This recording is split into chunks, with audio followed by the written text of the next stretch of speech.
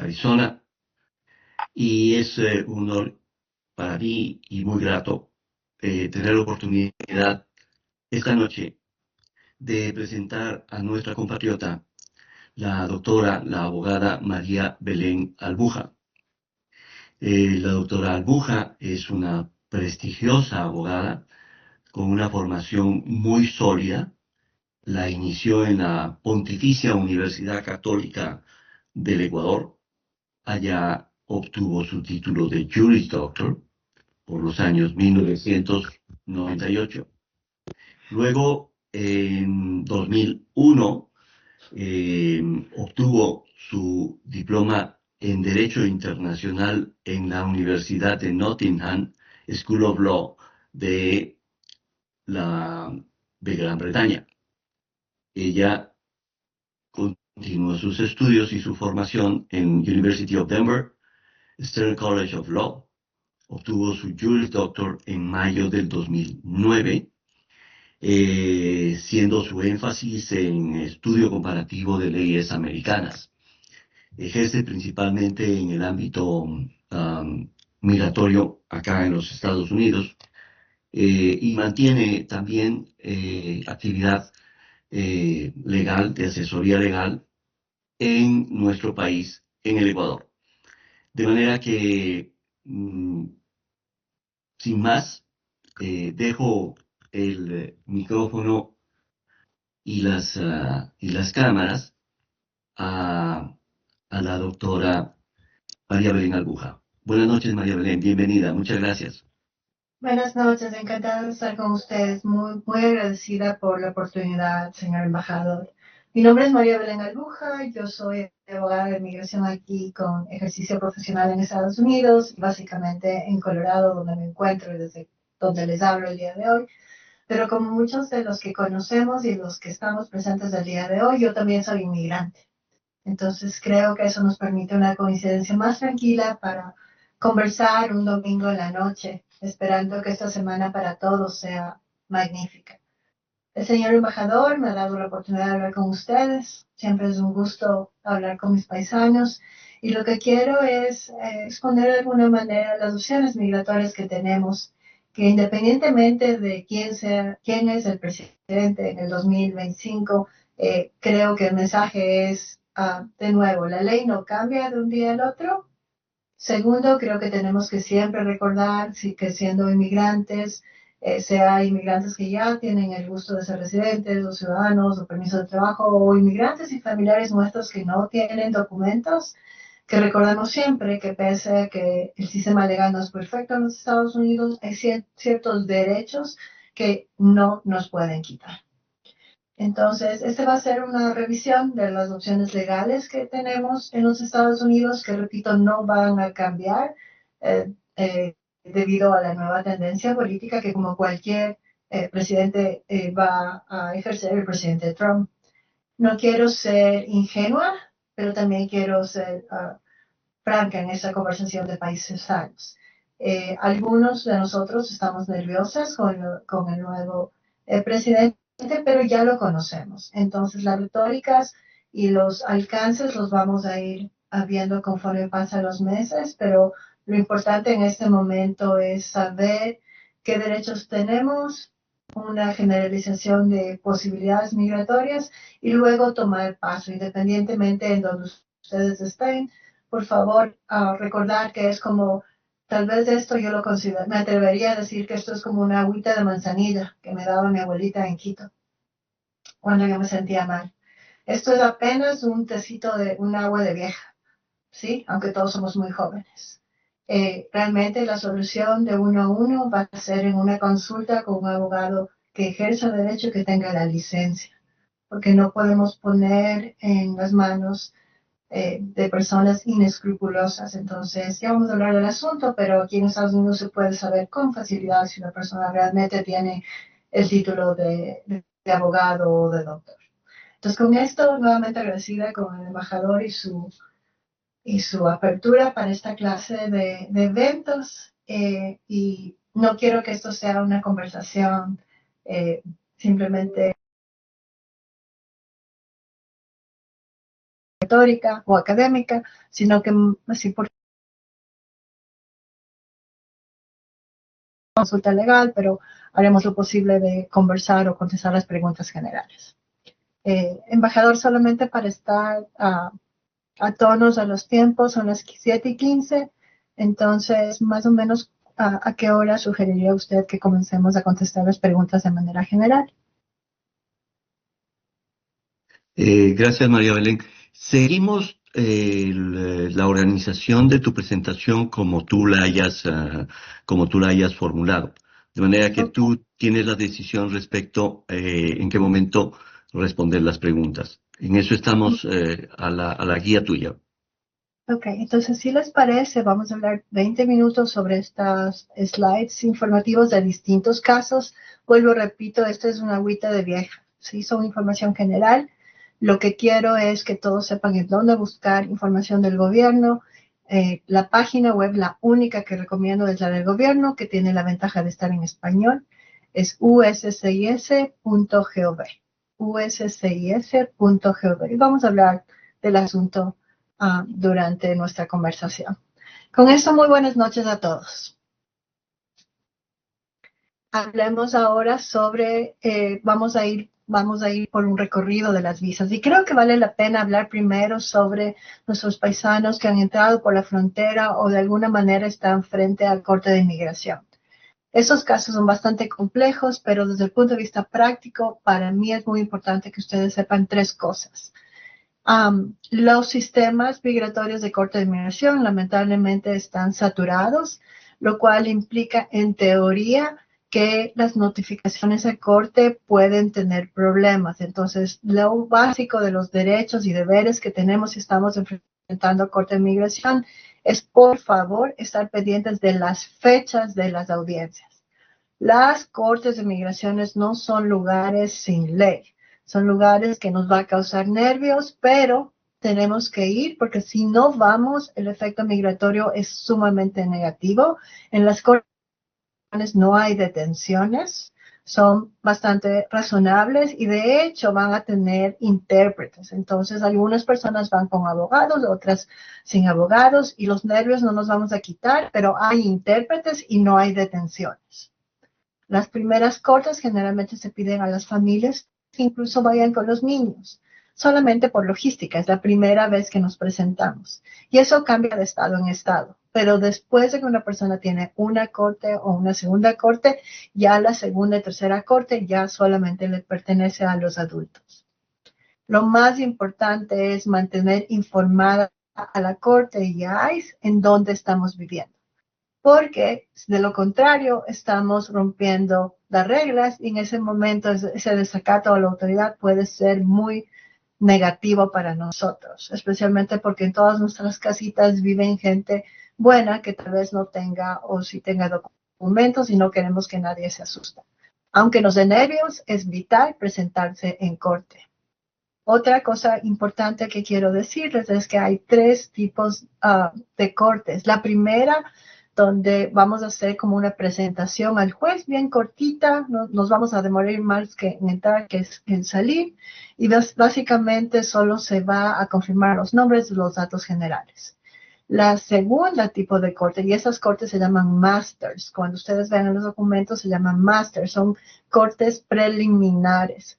Una persona puede tener 2 o 3 cortes preliminares y quiero aclarar algo, el hecho de que uno está en corte de inmigración no quiere decir que tenga antecedentes ni problemas con la ley. Eso nos pasa porque somos inmigrantes y todavía no hemos tenido estatus.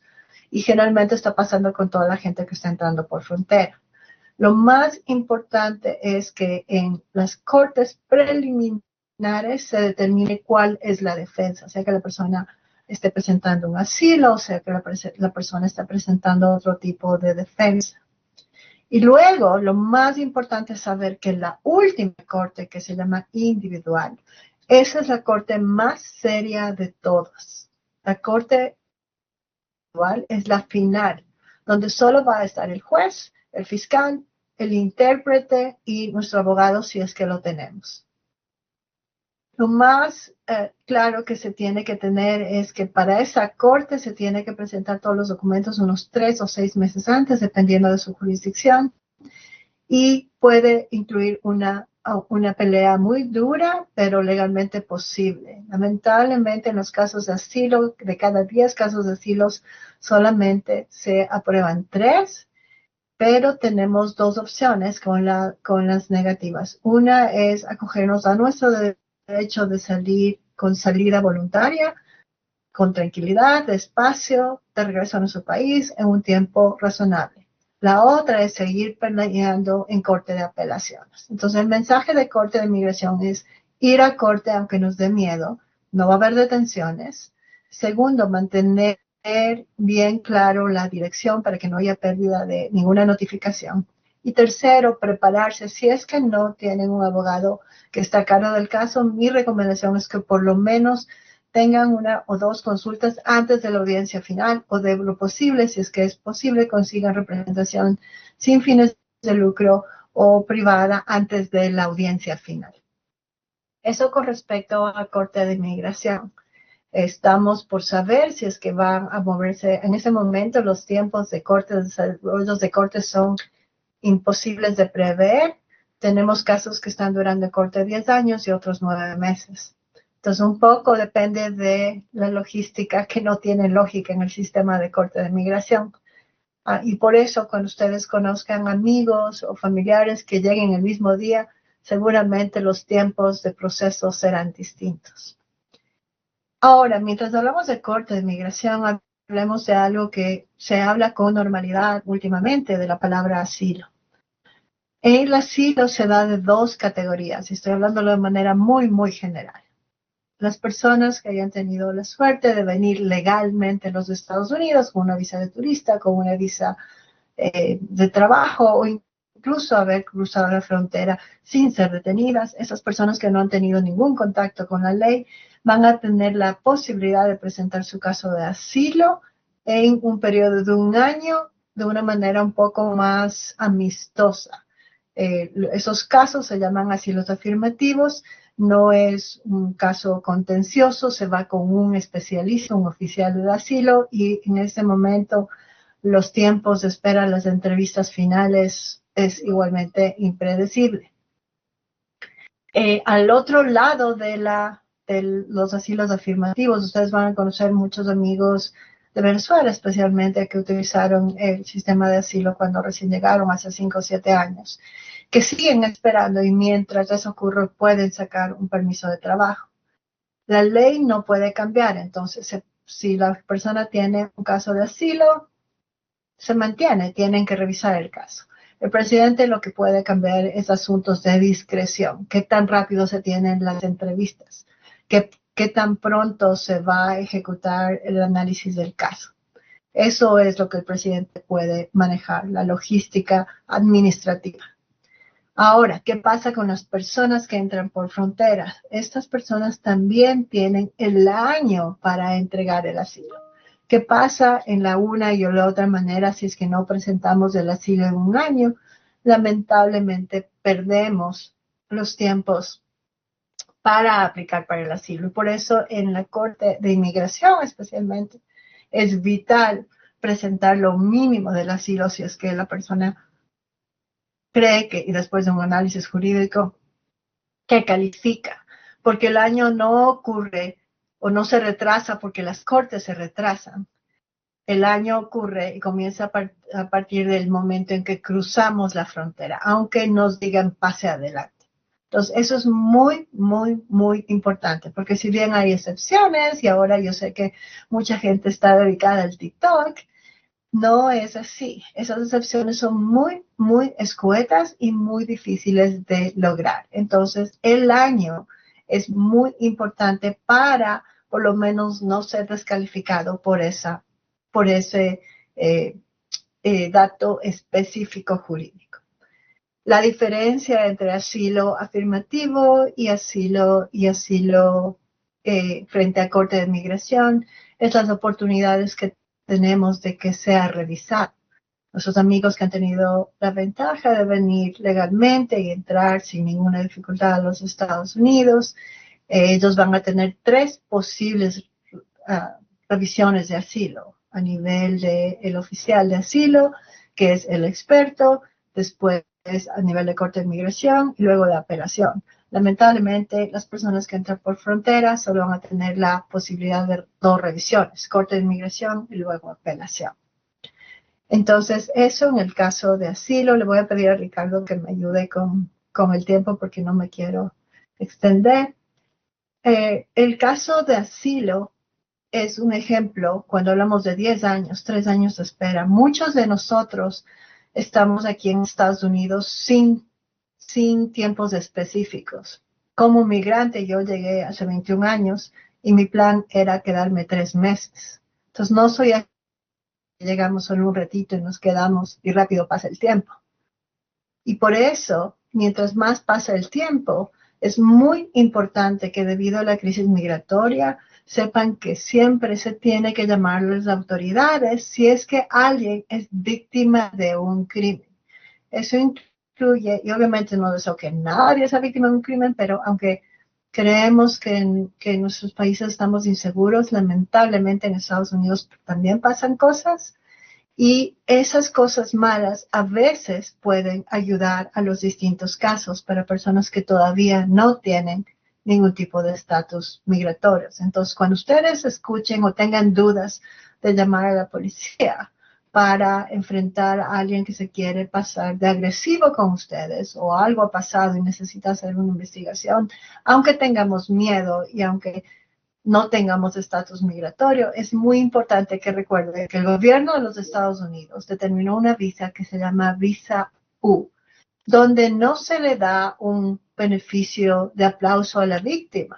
No es un beneficio automático, es una víctima que ha sufrido el maltrato de un criminal en los Estados Unidos, pero que solo va a ser beneficiada si es que ayudó a la investigación en el caso, desde llamando al 911 o hablando con el oficial o dando testimonio en corte. Esto incluye no solamente casos en donde al individuo que nos amenazó le llevan a corte y preso, sino incluso cuando somos víctimas de algún crimen y lamentablemente no le encuentran a esta persona, que a menudo pasa. Y la gente a veces dice, no califico pues porque abogada no le encontraron al susodicho. De nuevo, esta ley fue implementada específicamente a favor de los inmigrantes porque se dieron cuenta que si los inmigrantes protegidos no iba a haber llamado a la policía y el crimen se iba a intensificar. Eso incluye crímenes que generalmente atentan físicamente a la persona. No incluyen el robo de mi auto o el robo de mi casa, si es que no estoy en casa. Distintos del escenario, si es que, y eso es un caso real, cuando uno de mis clientes estaba yendo a abrir su auto, se encontró con la persona dentro del auto y esa persona trató de atacarlo. Entonces, robo de auto y también asalto. Ahí sí se potencializó una visa U. Y de nuevo, no deseo que a nadie le pase nada, pero desde el punto de vista práctico, lamentablemente en Estados Unidos no estamos exentos de cualquier problema legal. Y recordar que eso ocurre con gente que nosotros ni conocemos, pero también puede ser con algún vecino que también sea inmigrante como yo. O puede ser para el papá de mis hijos. Y no estoy de acuerdo en que nos volvamos enemigos familiares, pero en Estados Unidos, si no se detiene un caso de violencia doméstica a tiempo, esa persona no solamente que va a enfrentar casos de violencia doméstica, sino que seguramente va a escalar y va a ser mucho más problemático los cargos criminales. Entonces, por favor, recordar que siempre es importante llamar a la policía.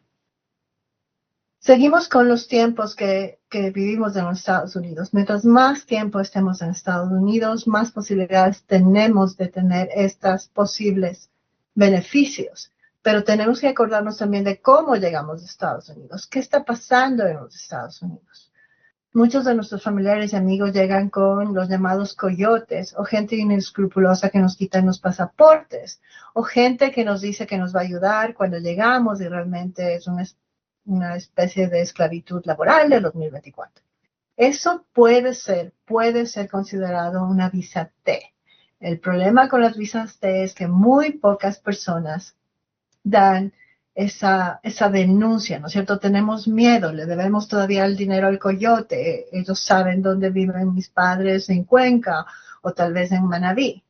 Y al mismo tiempo tenemos recelo de que el que me dio la mano para entrar al país resulta que está abusando de mí y no quiero hacer esta denuncia.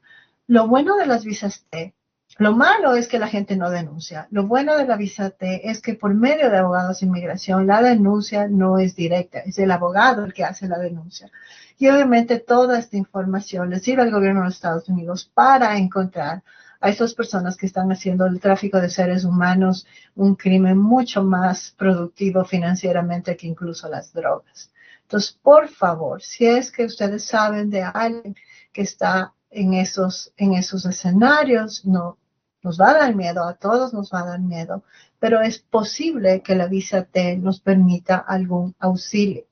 Todos estos posibles beneficios solamente se pueden llevar a cabo si es que las personas hablan o con un abogado de inmigración o con la policía o con un organismo sin fines de lucro autorizado por el gobierno de los Estados Unidos. Vamos un poquito más adelante. Me parece que Ricardo me está diciendo que tengo, no sé si 5 o 10 minutos, Ricardo. Okay. Que tenemos, ay, perdón, no noches con todos. Ahí se me cortó un poquito. Te quería comentar que tenemos unos 10 minutitos más para conversar y de ahí pasaríamos con el tema de las preguntas. Muy amable, Ricardo. Y hablemos entre esos, ya les confesé que yo también vine 3 meses, verano, y mis planes eran regresar inmediatamente. Y fue extendiendo como todo inmigrante, que es lo que a menudo hacemos, extendiendo el tiempo para regresar, ¿no es cierto? Entonces, cuando uno extiende el tiempo, es normal, somos seres humanos, es normal que a veces existan historias de amor, entre tanta tensión en los Estados Unidos de los asuntos migratorios, pues tan agradable para los abogados de inmigración encontrar historias de amor, ¿no es cierto? Hay gente que se encuentra en el momento correcto, pero como decía mi abuelita, asegúrate de besarle al príncipe, no al sapo. Lamentablemente hay personas inescrupulosas también en esas áreas del amor. Hay algo básico que se tiene que recordar. Si es que una persona es soltera y se casa con alguien en los Estados Unidos y resulta que esa persona es ciudadana o residente, tenemos buenas posibilidades de hacer un auspicio de residencia. Pero no es automático. Se necesita una consulta para asegurarse que el remedio no sea peor que la enfermedad. Se necesita no se necesita de un matrimonio pomposo, se necesita que el matrimonio sea totalmente claro y honesto. Hay matrimonios totalmente claros que están 9 años de novios y se casan y se divorcian 3 meses después. Y hay también locuras amorosas que en 3 y 6 meses se casan. Eso es muy personal, pero definitivamente va a ser muy analizado de cerca desde el punto de vista migratorio. Si es que alguien que encontró un sapito, ojalá un príncipe en un sapito, está en corte de migración, esos casos hay que tratarlos lo más pronto posible para evitar que la corte de migración avance. ¿Ok? En este mundo de los cibernautas y las aplicaciones amorosas hay que tener mucho cuidado porque con frecuencia ocurre lo que también ocurría antes de manera personal, resulta que es un sapito. Mucho cuidado con los amores tóxicos. ¿Qué es un amor tóxico? La verdad, tengo 52 años, difícil darles yo la descripción, pero creo que es importante desde el punto de vista legal indicarles que si es que ustedes tienen miedo, si es que el hecho de que son inmigrantes es un problema, si es que hay insultos, y puede ser despacito, primero bromas, después asuntos de control, desde celo, una serie de cosas que pueden escalar a lo físico y sin embargo no llegar a lo físico, tal vez ahí tengamos un caso vago. Digo tal vez porque es algo tan personal que se necesita hablar directamente con un abogado de inmigración.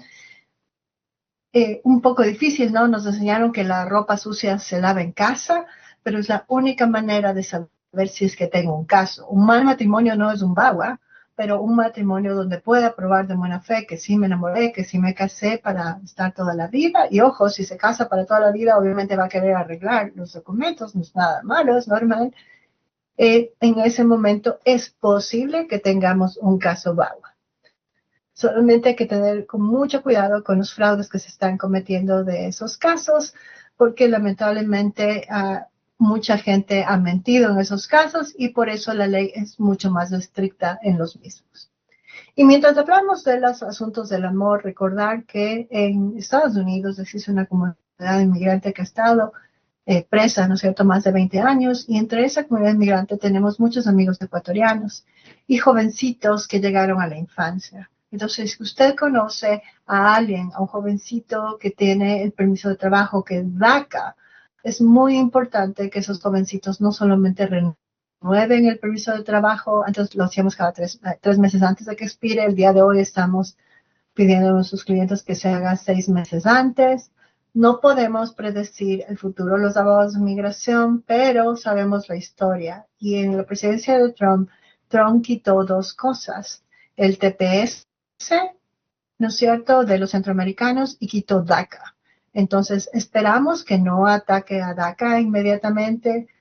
Parecería ser que va a comenzar con el asunto de la frontera, pero todo eso que ustedes escuchan en las noticias, ¿no es cierto?, en social media, todo eso es como esos señores que ponen la bolita mágica y no podemos vivir con el miedo de la bolita mágica. Solo sabemos del pasado y tenemos que esperar para ver cómo se van dando las directrices. Incluso cuando hablan de deportaciones masivas. Un retito. Deportaciones masivas me suena a historias muy duras. No niego que el señor presidente puede decidir que el brazo que ejecuta detenciones, que es ICE, puede ser más activo que lo que ha sido en los últimos años. Eso le corresponde al presidente de los Estados Unidos, pero toda persona que es detenida, a menos que, fíjense bien en la excepción, a menos que la persona haya sido deportada anteriormente o tenga un crimen fuerte, esa persona va a poder estar frente a la Corte de Inmigración. Nada agradable, pero si es que hay detenciones, que sinceramente yo no soy una divina del futuro, pero en asuntos económicos ni siquiera Estados Unidos puede financiar esas historias que nos lanzan en TikTok. Pero ese miedo de deportaciones ha existido todo el tiempo, con o sin el presidente Trump. ¿Sí? Entonces, lo que queremos ponernos es en contexto. Ok, no tengo documentos en ese momento, no me siento tranquilo. ¿Me van a quitar mis hijos? No, no nos van a quitar los niños. Los niños son ciudadanos americanos, ok. Los niños son ecuatorianos, ok. El Departamento de Seguridad Social no quita a los niños, sino a menos que encuentren que los niños están en una situación deplorable. Y si eso ocurre, hay que hacer una investigación. Entonces, el rato que papá o mamá no tiene documentos, no debemos tener miedo. No nos van a quitar a los niños. Pero como somos proactivos, si es necesario tener un plan de emergencia. Y el plan de emergencia que les voy a compartir, no lo he dicho hoy, no lo he dicho hace 6 meses, ni lo estoy diciendo por presidente Trump. Si ustedes revisan nuestros videos de la oficina, y tengo el gusto de ir a un programa de radio ya por 14 años, es el mismo discurso. ¿Por qué es el mismo discurso? Porque la ley no ha cambiado. Entonces, sí, es duro, incluye tips económicos. Se necesita actualmente una fianza de $5,000 para que una persona pueda salir del centro de detención. Las personas que tienen fianzas más altas son personas que tienen problemas con la ley. Mientras peor sea el problema con la ley, más alta es la fianza. Pero si es que somos como la mayoría de nosotros, ¿no es cierto?, que venimos a trabajar, que no tenemos problemas, generalmente es una fianza de alrededor de $5,000. El otro día me decía un cliente, pero Belén, en vez de pagar los $5,000, mejor voy a hacer la consulta con usted. Sí, agradezco la lealtad de mi cliente, pero desde el punto de vista humano y familiar, yo lo que quiero es que la familia esté lo más tranquila posible. El problema de contratar a un abogado de migración mientras estoy en centro de detención es que se va a retardar más esa salida de mi familiar. A menos que sea una persona que no tenga fianza o que la fianza sea más alta, mi consejo legal y humano es procurar que la persona salga lo más pronto posible para ahí sí respirar, estamos más tranquilos e ir a la consulta migratoria. ¿Por qué? Porque de esa manera ganamos tiempo. $5,000 es un montón de dinero, ¿no es cierto? Pero la gente que puede tener esta posibilidad de hacer este ejercicio de emergencia, se le va a devolver en el futuro. Pero si es que no es posible, sí, no me hace gracia hacerle marketing a las financieras de este tipo de multas, pero también existe la posibilidad. Entonces, yo sí creo humanamente que es preferible gastar el dinero en esa fianza, porque desde el punto de vista práctico, a menos que sea alguien con un crimen muy alto, es mucho más práctico para las familias. Repito, a menos que la persona no tenga fianza o que tenga una fianza más alta, aconsejo contratar a un abogado de inmigración para ese particular. Estamos con 5 minutos, ¿verdad, Ricardo? Ya sería una buena idea ir como cerrando el espacio de presentación para iniciar con las preguntas. Y hablando de personas que conocemos aquí, ¿no es cierto? Me voy a poner yo como mal ejemplo, ¿no es cierto? 3 meses, los uno que 2 años más y ya vamos para 21. Acabo de cumplir la mayoría de edad en los Estados Unidos, por lo menos de inmigrante. Todos tenemos algún hermano o hermana en este momento Ecuador, con todo lo que está pasando. Tenemos mucha gente que emigró en los 70 y también tenemos gente que emigró en el 2000, aunque la mayoría de la oleada se fue para Italia y España.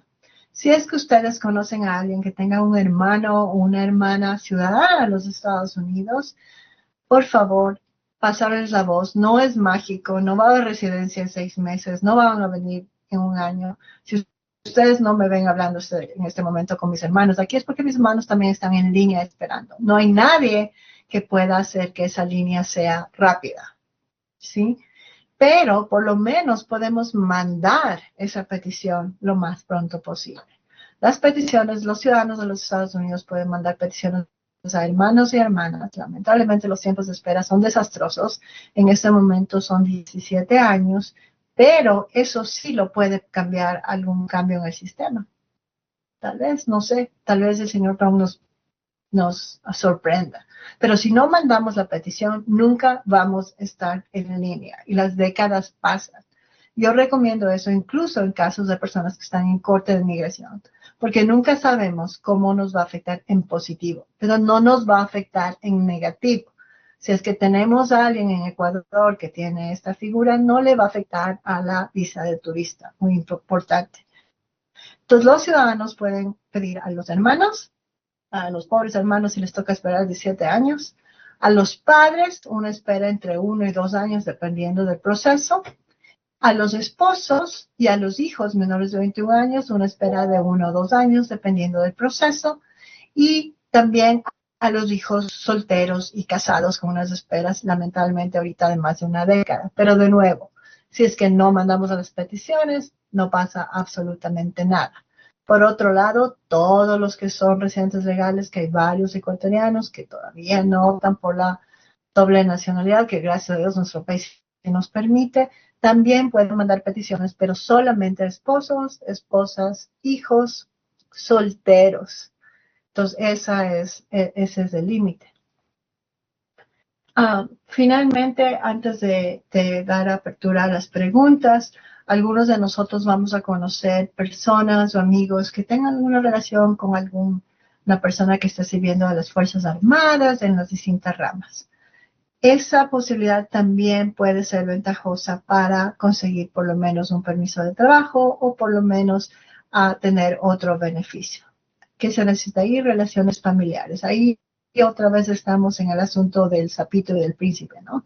Y recordar cuando hablamos de sapito y príncipe que todo esto que he mencionado el día de hoy también se aplica al otro lado, ¿no es cierto? También hay sapitas y princesas. Entonces no tienen ninguna distinción de sexo. También el gobierno de los Estados Unidos no hace ninguna distinción entre matrimonios o relaciones de personas del mismo sexo. Eso es sumamente personal y no es parte de la discusión jurídica. Con esto, antes de revisar las distintas preguntas que ustedes tienen, mi último consejo es recordar que los consejos, los tips de emergencia que hablamos del día de hoy, los venimos dando hace 14, hace 20 años. No hoy por el presidente Trump. Muy, muy agradable, ¿no es cierto? Que 21 años y el embajador me invita a tener esta conversación con ustedes. Esa coincidencia muy agradable, pero no tiene que ver con Trump, tiene que ver con apertura, tiene que ver con gusto de informar. Pero mantengamos un poquito de contexto para que no nos llegue el pánico. La otra es, por favor, cuando se trata de organismos sin fines de lucro, hay que tener un poquito de paciencia porque en este momento muchos organismos están saturados. Entonces, con esto, ¿qué les parece si comenzamos a contestar preguntas? Gracias, abogada. Gracias, María Belén. Si te parece, se comenzaría por las intervenciones de los compatriotas que ya tienen levantada la mano y luego hay algunas preguntas que están también en el chat. ¿De manera que podríamos proceder de esa manera? Encantada, sí. Tiene la palabra Alexandra Feijó. Por favor, una vez que la pregunta sea respondida, bajen la mano del sistema para poder continuar el orden que establece el sistema. Adelante, Alexandra Feijó. Buenas noches. Mi pregunta era, o sea, si Trump quitó el DACA cuando entró en la última vez, o sea, eso ya no está abierto para poder aplicar para los estudiantes de colegio que salen ahora, ¿no? O, digamos, en estos años. Excelente, no. De hecho, DACA ya fue limitado. En este momento no tenemos, el gobierno no está aceptando ninguna aplicación nueva. Mucho, mucho cuidado. Hay gente que ofrece DACA y no está siendo procesado hace mucho tiempo. Lo único que se procesa en DACA son renovaciones de casos aprobados. Muchas gracias por aclararnos eso, Alexandra. Okay. Y otra preguntita, hay mucha gente, digamos, por aquí en esta zona que están procesando todos estos asilos como facilitadores de formas inmigratorias. Igual se puede hacer con ellos sin problema o cómo usted aconsejaría eso. Si ustedes van a la página de uscis.gov, de nuevo, uscis.gov, se indica claramente que los únicos autorizados para hacer procesos migratorios somos los abogados de inmigración, los organismos sin fines de lucro que están autorizados por la Corte de Migración y otros individuos que pasan un examen específico para hacer varios casos. Me temo que en medio de la necesidad hay mucha gente que lo que está haciendo es mandar formularios sin pies ni cabeza y que ofrece cosas rápidas. No sé por qué no me gusta el WhatsApp, pero debe ser porque aquí en los Estados Unidos nada funciona como el WhatsApp y menos todavía el asilo. Entonces, mucho cuidado. Si el problema es económico, es preferible estar haciendo 1 y 2 veces el intento con un organismo sin fines de lucro antes de caer con esas personas que no están autorizadas para hacer ningún tipo de trámite migratorio. El sistema legal en los Estados Unidos no es como en Ecuador, donde de manera de referencia, porque yo ya no vivo en el país, me acuerdo de mis tiempos de escuela de derecho, donde se usaba muchas veces el tramitador o el tinterillo. Y el asilo, el éxito de su asilo o de la presentación honesta, va a depender finalmente no solo si se gana, sino si se puede solicitar de la manera más digna una salida voluntaria. No se puede mentir en un caso de asilo. Estamos con un sistema legal muy, muy lleno de fraude y no podemos ser nosotros otra persona más que cometa fraude porque las consecuencias son para nosotros y nuestra familia. Okay. Y una última pregunta. Usted está en Phoenix, Arizona, ¿correcto? Yo estoy en Colorado y le voy Colorado. le voy a pedir a Ricardo que en el chat, y creo que ya lo hizo, ponga 2 links que me parecen buenos. Uno, uscis.gov, donde está todo el material del gobierno, donde ustedes pueden leer lo que es asilo para no confundirse. Dos, todos los abogados de inmigración con licencia para ejercer derecho en los Estados Unidos estamos en una asociación que sus siglas del inglés son AILA. El derecho migratorio se ejerce federalmente, entonces todos los abogados de inmigración podemos servir a nuestros clientes en cualquier parte de los Estados Unidos o fuera del país. Pero no quiero ser limitante porque no me parece justo. Estoy hablando con mis paisanos. Encantada de atenderle en mi oficina, pero también es importante revisar qué opciones tengo de manera local, especialmente en corte de inmigración. Y voy a ser totalmente humana. Si es que estoy en corte de inmigración, sinceramente, yo preferiría que usted le llame a un colega mío en Phoenix, porque usted va a necesitar de la mano de la amiga de su abogado yendo a la corte de inmigración en Phoenix. En los demás trámites podemos hacerlo normalmente. Y no es que no pueda ir a la Corte de Inmigración en Phoenix, ¿verdad? Me encantaría. Pero humanamente los recursos son limitados. No me parece correcto si somos muchísimos abogados de inmigración. Pero ojo, hablo de abogados de inmigración, no de facilitadores de papeles, paralegales sin escrúpulos o gente que está haciendo el bingo, haciendo formularios que no son a los apropiados.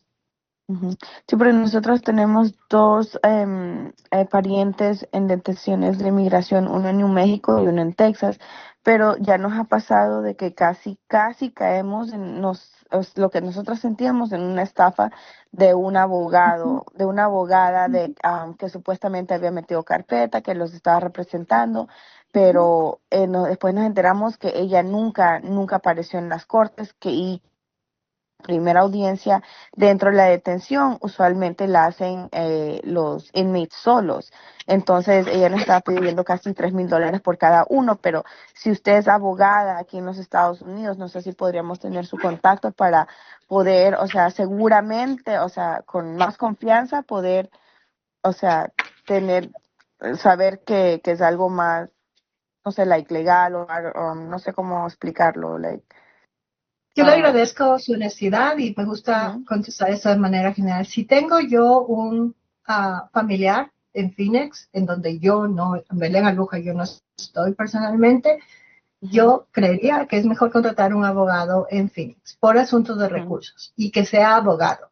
La manera de saber que una persona es abogado es que todos tenemos esta tarjetita, que no sé si se ve. Esta tarjetita nos da un número. Con ese número usted puede saber si la persona realmente ejerce el derecho. En Estados Unidos, a diferencia del Ecuador, nadie tiene que ser tímido.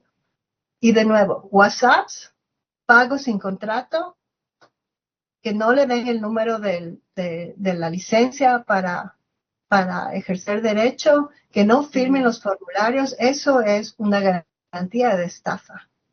Okay. Por Facebook, yo no conozco ningún abogado que realmente pertenece a la Asociación de Abogados de Inmigración que conteste una consulta de alguien en corte de inmigración en 5 minutos por Facebook. Entonces, por favor, con mucho cuidado. Encantado si puede llamar a la oficina, le podemos dar el link de los abogados a nivel nacional. Y obviamente atenderles en temas que no tienen que ver con corte de inmigración. Ok, está bien, gracias. De nada. Gracias, Fernanda. Por favor, ahora baje la manito del sistema para poderle atender a Zoe Albán. Adelante, Zoe Albán.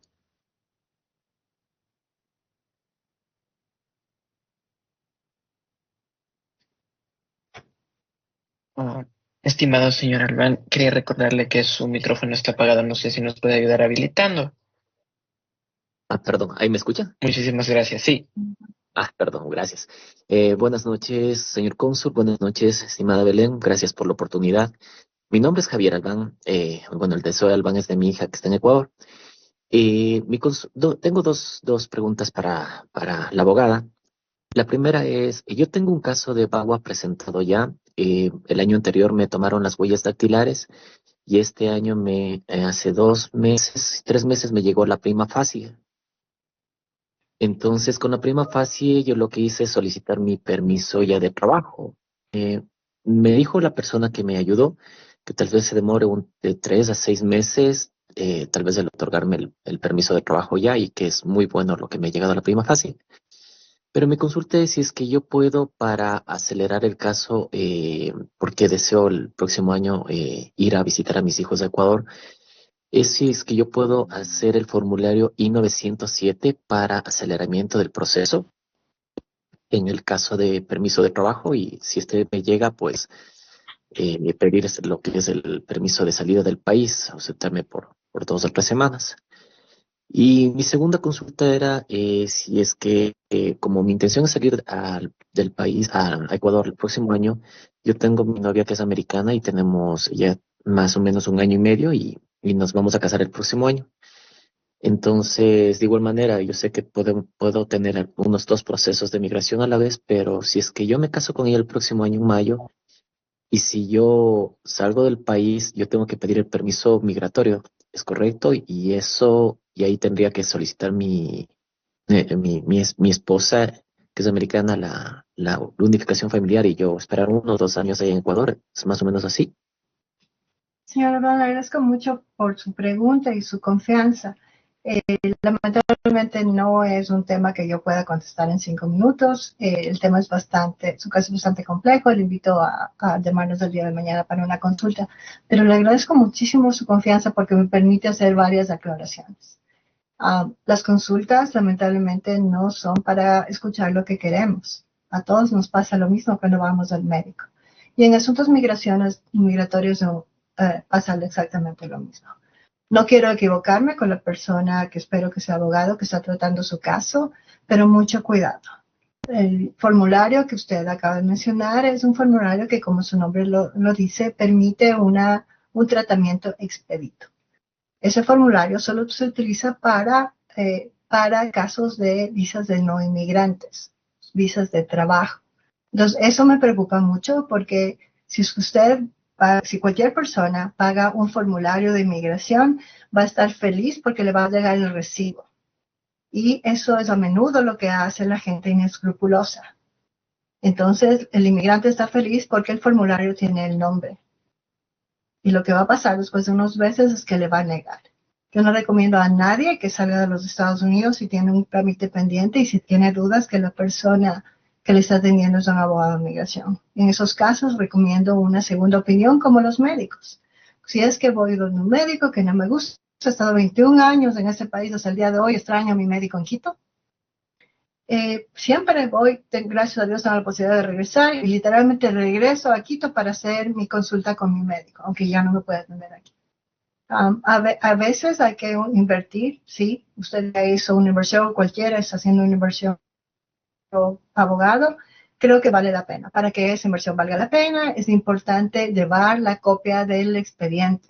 Un abogado de inmigración que realmente ejerza derecho no va a tener ningún problema en que un cliente le pida la copia del expediente completo. Ni siquiera si es que el cliente le debe, le pueden decir que no. Eso es un principio básico del derecho legal en Estados Unidos. Entonces, yo recomiendo en un caso que suena muy bien, creo que usted no es la primera vez que está con nosotros, le agradezco muchísimo por su confianza. Me parece que usted tiene muy buenas posibilidades, oí algunas cosas positivas, pero gracias por abrirnos un poquito la luz. Nos encantaría estar con nuestros familiares mañana. Sin embargo, la realidad jurídica no lo es, y menos cuando vamos a tener un cambio del presidente. El abandono de un caso pendiente puede significar la terminación del caso. Y de nuevo, mucho cuidado con los que ofrezcan unos casos expeditos. Si es que les sale demasiado rápido el caso, acuérdense de mí. Yo tengo 2 hermanos en Ecuador. Si es que existiera eso, estarían aquí conmigo el día de hoy. Entonces, por favor, mucho cuidado. Todo lo que parece demasiado bonito para ser cierto, no es cierto. ¿Ok? Le agradezco Muy bastante. amable, señora Altán. Gracias, Javier. Perdón, gracias. Sí, Javier. Si baja la mano, podríamos continuar con Diana. Diana, Sí, buenas noches, adelante.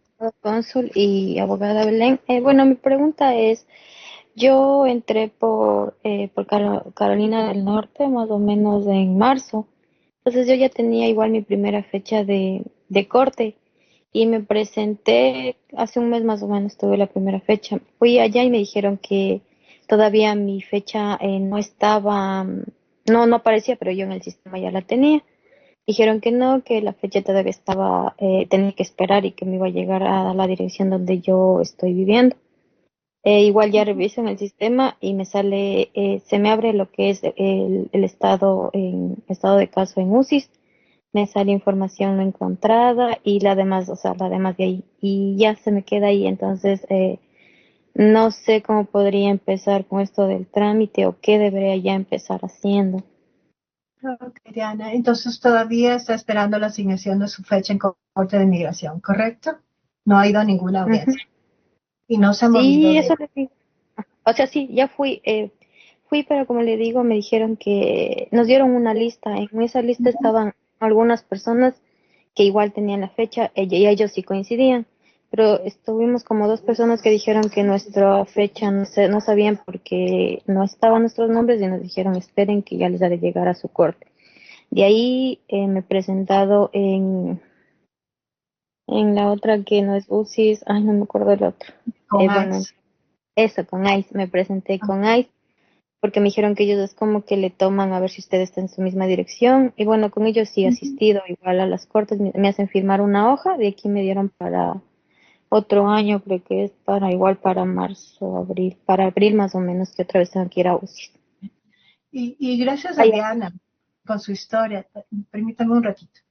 Gracias a Diana con su historia se abre la verdad de la burocracia dentro del sistema migratorio, porque no quiero que se confundan. Una cosa es lo que Diana nos está contando, que tiene que hacer el check-in, ¿no es cierto?, con estos oficiales, que lo único que hacen es asegurarse que la palabra que ella dio para que le dejen entrar a los Estados Unidos se mantenga. Entonces, están chequeando cada cierto tiempo, algunos cada 3 meses, otros cada mes, algunas personas, muy pocas personas al día de hoy tienen el grillete, ¿no es cierto? Son formas de reforzar el sistema y decirle, yo creo en su palabra, mientras usted vaya a corte y siga diciéndome en dónde está, no va a haber ningún problema de detención. Eso es una cosa, es una parte del proceso, ¿no es cierto? Que no tiene que ver con corte de inmigración. ¿Por qué es tan importante en este caso lo que Diana nos dice? Porque nos permite aclarar algunos temas. Diana va a seguir manteniendo esas conversaciones, sea por teléfono también o en persona con ICE, y va a ir tranquila, no hay detenciones. Mientras ella cumpla la ley, mientras esté en el lugar donde ella dijo que iba a estar, todo está bien. Al mismo tiempo, paralelamente, Diana dice, entré en marzo del 2024. El año se cumple en el 2025, en marzo. Y voy a la corte, ¿no es cierto? Me invitan a la primera corte y hay un montón de gente. En las primeras cortes hay bastantes personas, más nos demoramos en ir, ¿no es cierto? Y esperar, porque primero les dan paso a las personas que tienen abogado y después uno por uno va. Entonces, al final de llamar a todo el mundo, queda Diana y alguien más. Con frecuencia hay problemas de proceso o de burocracia.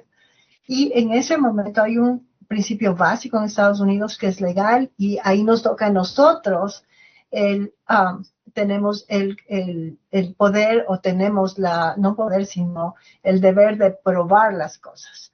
Si estoy enfrentando a corte de inmigración y Diana me dice, me dijeron que no era mi corte, se equivocaron, es muy importante. Diana, ¿había un intérprete en esa corte?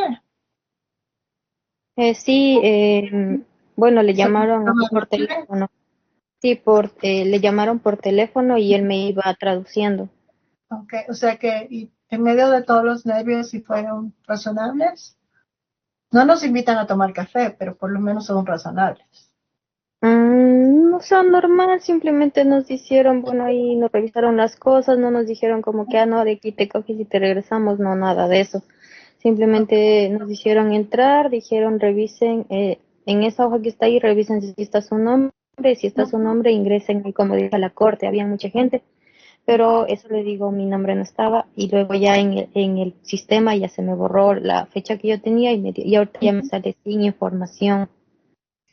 Y en ese momento nosotros tenemos la sartén por el mando, porque hay muchas equivocaciones administrativas. Son tanta gente en Colorado, en Denver, se está aplicando solamente para asilos de corte de inmigración 100 personas al día. Imagínense con los otros casos. Entonces, nosotros tenemos la sartén bajo el mando y por eso le pido a Diana y a cualquier persona que esté en corte de inmigración que aunque sea molestoso y tenemos ahora varias aplicaciones, ¿no? En mi tiempo era solo un número de teléfono. A veces es preferible ir a corte y a hablar con la persona en la ventanilla. Todas las cortes de inmigración tienen a alguien que habla español y preguntar, aunque sea darnos la vueltita una vez cada mes o cada 3 meses, porque es posible. He visto casos donde no le asignan a la persona el número de la fecha de la audiencia por meses o por años, pero también he visto casos que a veces pueden haber enviado la dirección incorrecta y por eso es súpermente importante ser proactivos. No creo que haya pasado nada en su casa, Diana, pero usted tiene que tener dos consideraciones en su mente. Una cosa es aplicar para cualquier beneficio. Si usted ya tuvo una consulta con abogado y vamos a suponer que usted va a poner una aplicación de asilo, hay dos maneras de presentar la aplicación de asilo, en la Corte de Inmigración y en la ventanilla de la Corte de Inmigración. Entonces, si es que no me ponen audiencia, quiero que vaya a hacer lo mínimo requerido por la ley dentro de ese año. Porque si es que pasa ese año, la excusa no le van a permitir como excusa que usted, señor Corte, no me dio la fecha antes del año, sino que le van a hacer caso solamente de manera excepcional. Entonces es un poco complicado, estamos hablando de una cosa es ICE y el chequeo que tengo, otra cosa es la Corte de Inmigración que está colapsada y otra cosa es la presentación de documentos. Lo último que le quiero decir a Diana y a todos los que están enfrentando el Corte de Inmigración, hay dos maneras de presentar los documentos en Corte de Inmigración, cualquiera que sea el caso que peleamos. Mucha gente por razones financieras presenta lo mínimo y después para la audiencia final se hace todo el expediente. Pero si esa va a ser la estrategia, incluso por razones financieras, por favor tengan pendiente que la audiencia individual es una fecha que les van a dar donde es el último recurso donde se va a pelear el caso y se necesita preparar esas audiencias con mínimo 6 meses de anticipación. Muchísimas gracias, Diana. Gracias, Diana. Damos la palabra a Juan Quintuña.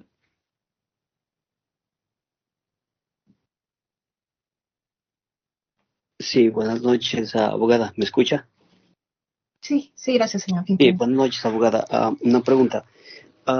Yo había aplicado para DACA hace 2 años atrás.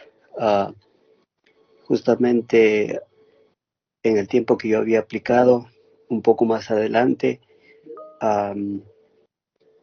la ley entró en pausa.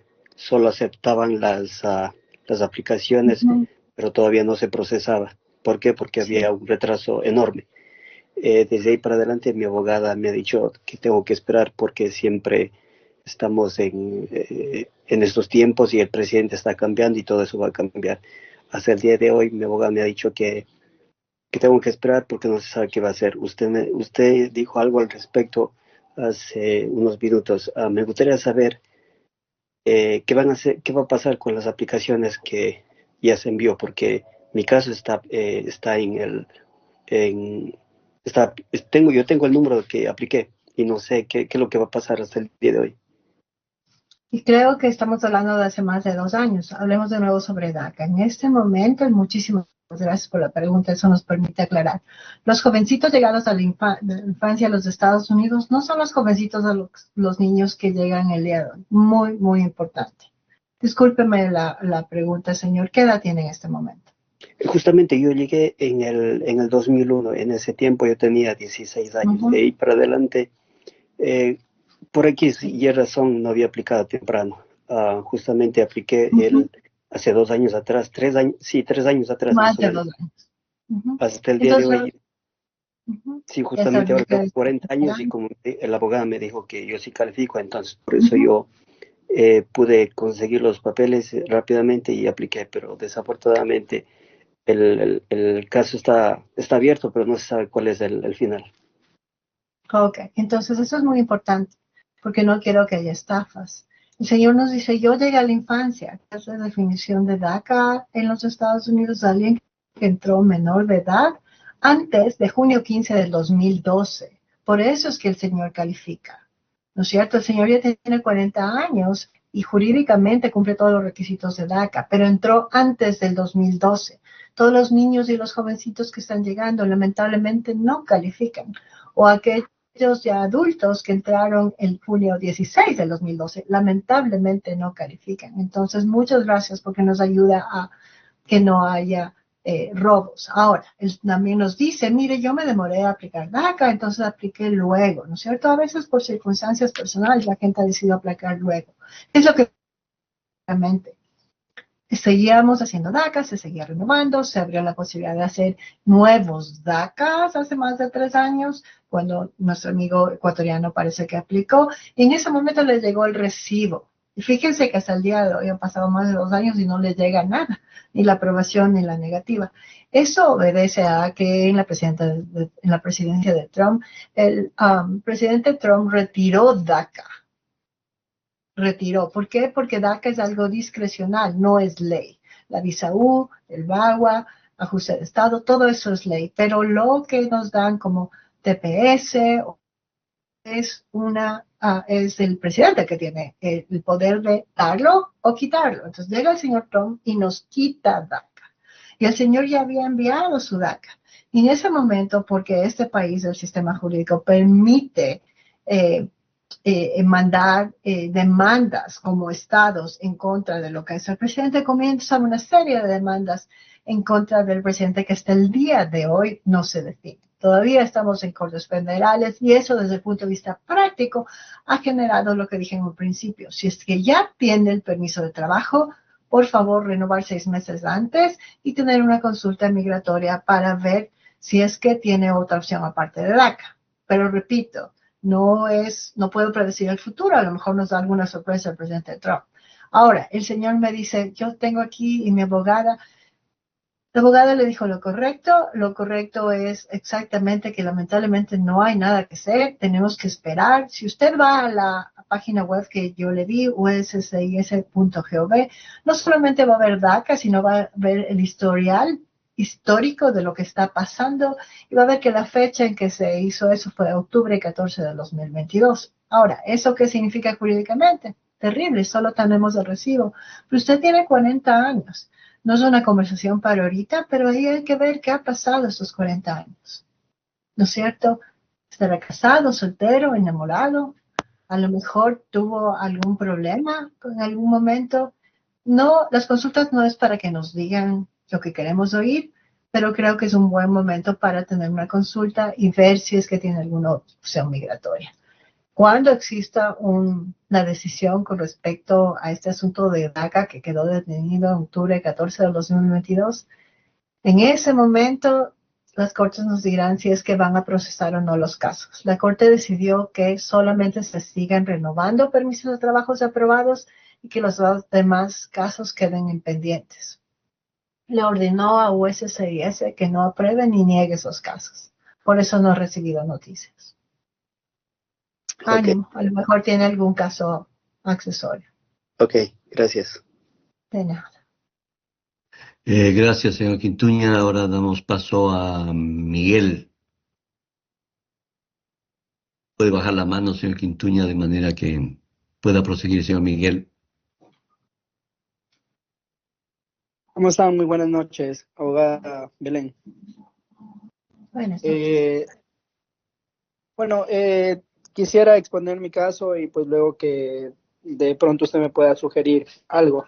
Verá, yo entré por Piedras Negras, en este caso, inicios de noviembre, la primera semana de noviembre, y fui detenido aproximadamente por 3 semanas en un centro de reclusión en San Antonio, Texas. Entonces allí permanecí por 2 semanas aproximadamente y me hicieron una entrevista de miedo creíble en la cual di positivo y pues me dejaron salir en este caso.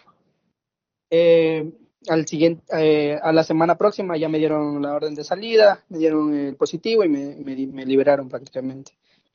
Bueno, entonces al momento que salí del centro de reclusión, mis documentos no me entregaron lo que yo entregué en ese momento, ¿no? Al momento de ingresar, que fue mi pasaporte, mi licencia, mi cédula, todo, o sea, mi identificación, me mandaron sin identificaciones, más que con el documento de inmigración, en donde ya me indicaban mi fecha de corte, hora y el juez asignado.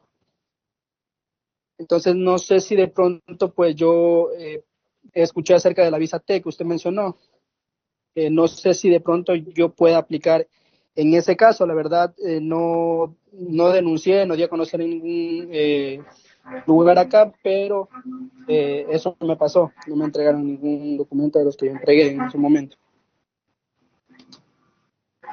Ok, entonces le voy a pedir dos cosas, Miguel, y muchas gracias por confiar que nosotros no podemos hacer una consulta en este momento, pero USC y S.gov, ese es el mejor marketing que voy a dar esa noche, porque está toda la información muy bien estructurada en español. Si ustedes van a la página del gobierno, no es de nadie, es del gobierno, ustedes pueden escribir visa T en español y en ese momento le va a salir los mínimos requeridos para la visa T. Segundo, se va a necesitar, ¿qué es visa T? Visa T es de tráfico de seres humanos. Si es que hemos sido detenidos por el gobierno de los Estados Unidos por 3 semanas, lamentablemente eso no califica para visa T, excepto, ya le voy a explicar cuánto. Cuando hablamos de visa T, hablamos de hemos sido víctimas del tráfico de seres humanos, ¿no es cierto?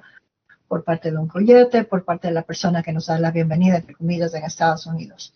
La denuncia, antes de preocuparse de la denuncia, por favor, tengan una consulta con un abogado de inmigración. La ventaja de la visa T es que somos los abogados los que tenemos que hablar directamente con el gobierno.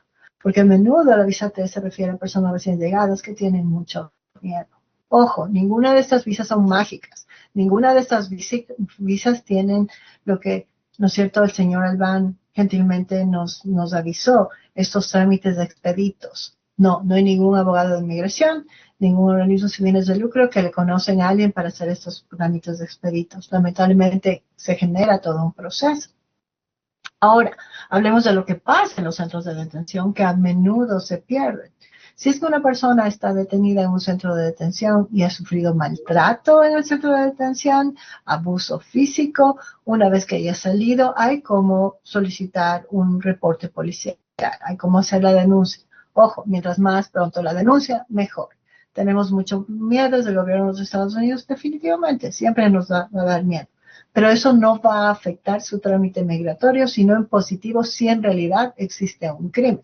Obviamente no es sencillo, pero definitivamente es posible. Por darles un ejemplo, aquí en Colorado se hizo una demanda en contra del centro de detención de Aurora, donde solamente estaban los inmigrantes como nosotros y se pagaba $5 por hora a los inmigrantes haciéndoles trabajar dentro del centro de detención. O sea, nos dicen que no estamos autorizados para trabajar, pero nos tienen trabajando en el centro de detención. Esa demanda se ganó a nivel general y no solamente se logró indemnizaciones financieras, sino que se están explorando otras posibilidades, ¿no? Posible tráfico de seres humanos.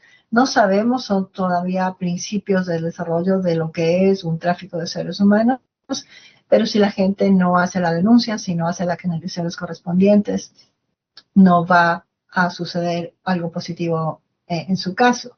Cuando yo llamo a la policía, no va a afectar mi caso de inmigración. De nuevo, cuando yo llamo a la policía, no va a afectar mi caso de inmigración. Ahora, si es que estoy peleando con mi esposa y estoy subiendo la voz y el vecino llama, seguramente voy a tener un cargo de violencia doméstica. Y tal vez pueda parecer injusto porque tal vez cuando yo estaba en Machache o Manabí podía alzar la voz, pero no, estamos en los Estados Unidos y el vecino puede imaginarse cosas que son o no son.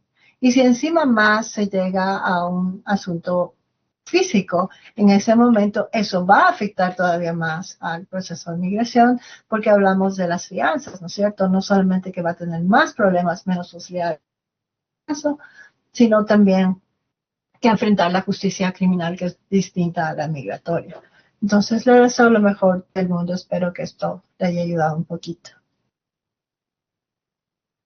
Sí, muy amable. No sé si, o sea, la verdad no había todavía terminado de contarle el tema, pero no sé si tenga un minuto más para poderle... Es en base a eso mismo mi pregunta. Sí, dígame.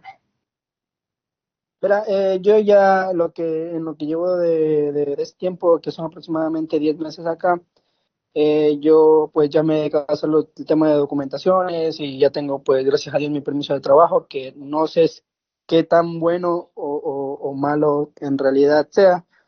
Ya lo tengo, mi socio, mi permiso de trabajo, mi licencia, ya procesé el Real ID también. O sea, trato de hacer todos mis documentos para estar de una manera tranquila dentro de lo que cabe. Entonces, yo el 18 de diciembre tengo mi primera corte, que es en 18 días prácticamente, no 17 días. En mi primera corte, la verdad no he planificado todavía ningún abogado ni nada de eso, pues espero no tener inconvenientes por eso.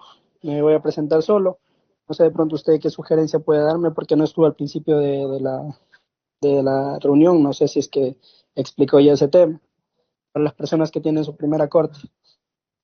Y esto va a estar grabado. El embajador nos está haciendo el favor de que esto luego sea transmitido por Facebook, así que lo puede revisar. De manera general, lamentablemente, esto no es equivalente a una consulta específica a su favor, pero gracias por ayudarnos a aclarar los conceptos. La primera corte es una primera presentación con el juez. Yo creo que es una decisión muy personal, si es que voy acompañado o no, pero también entiendo que hay límite de recursos financieros. Si es que una persona, una vez visto todas las opciones, ve que no es posible contratar a un abogado, puede ir con calma, no va a haber detenciones y va a ser una corte preliminar, cortita, en donde solo se le va a presentar el nombre y usted le va a decir la verdad al juez, únicamente la verdad. Va a ser una conversación súper corta con un intérprete de tal manera que usted pueda entenderle y seguramente el juez le va a dar otra fecha. Pero cuidado, no se puede abusar de este pedido extra de tiempo porque en este momento las cortes están exhaustas de tantos casos y desde el punto de vista jurídico no queremos abusar de la ley porque queremos que estar lo más apropiadas con el juez, pero no tiene nada de malo decir en la primera corte necesito más tiempo porque todavía estoy revisando qué opción, qué abogado, con quién me siento más cómodo. ¿Sí? Es perfectamente legítimo. Muy amable, abogada. Gracias. Encantado, suerte. Gracias, Miguel. No veo más manos levantadas. Si aún hay tiempo, María Belén, no sé cómo esté tu agenda, podríamos pasar a dar lectura a alguna de las consultas que están en el chat. Sí, encantada, embajador. Pasemos al chat. Perfecto. A ver.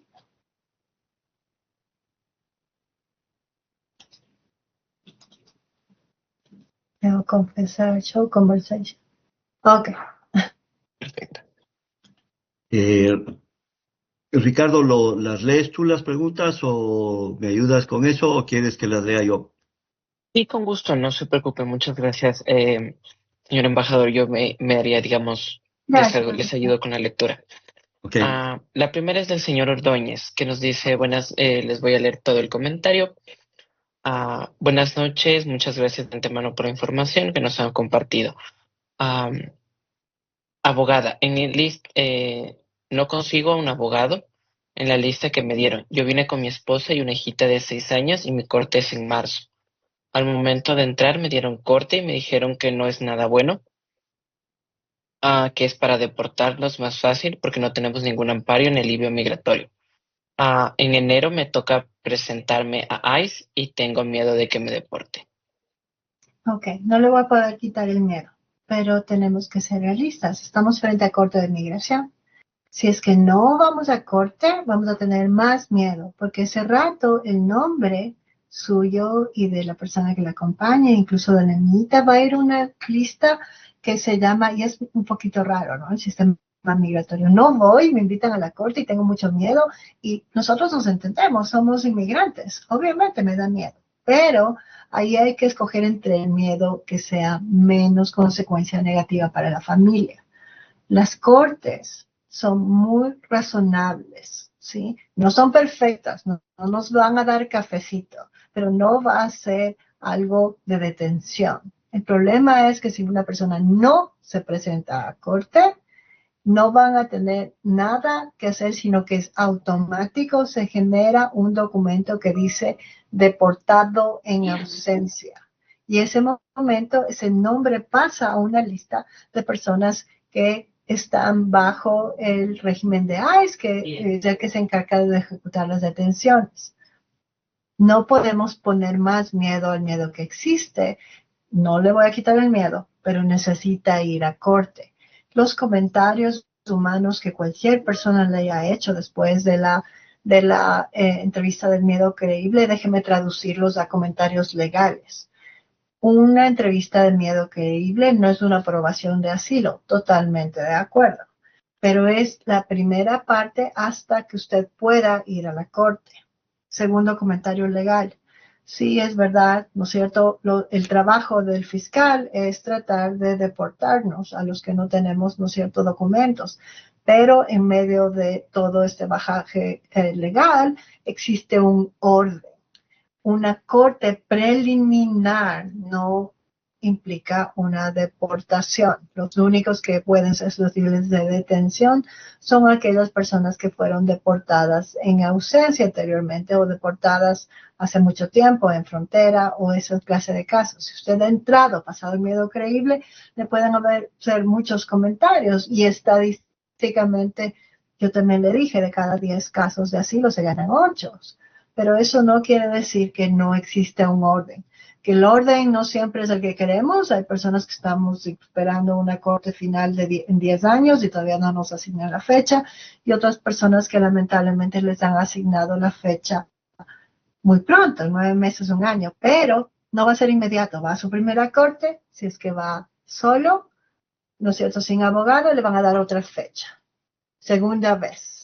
Y va a llegar un momento en que el juez suele dar de 2 a 3 cortes preliminares cortas. ¿Cuánto tiempo va a pasar en esas 2 o 3 cortes? Difícil predecir. Pero la última, la individual, y voy a poner el ejemplo más